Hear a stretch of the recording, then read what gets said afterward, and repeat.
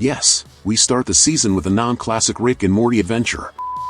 Hey guys, how are you? I hope you're doing well. I'm the Monio, the interdimensional demon who talks about Rick and Morty the most on YouTube, and you're on my channel. And finally we had the release of the 8th season of Rick and Morty. Most fans have great expectations for the new season, after the success of the 7th season.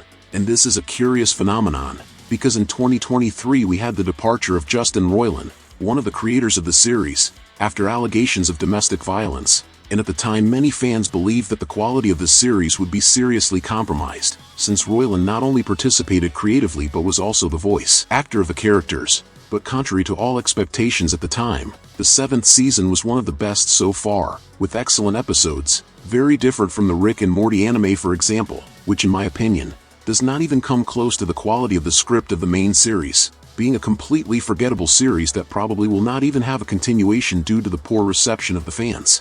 On the other hand, the first episode of the 8th season, although not among the best of the series in my opinion, is a very cool episode, one of those that manages to be creative without necessarily having the classic Rick and Morty adventure format, in which they enter the ship and go somewhere to have fun. It is basically one of those episodes focused on simulated realities, in which Summer and Morty live their entire lives inside the simulation, and experience traumatic experiences, and that was really cool, because simulated realities have already been addressed in other episodes of the series, but when they leave the simulation, they almost always forget everything when they return to reality, and that trivialized the concept quite a bit, but this episode explores how traumatic the experience of living an entire life in a different world can be. The episode plays with the dilemmas of maturity and meaningful adult life, in contrast to adolescent childishness. And honestly I really like the whole story of Morty in that world, especially the war part. It reminded me a lot of the story of when Rick met Bird Person and they both fought in a war, and I would easily watch more of this world that left Morty traumatized,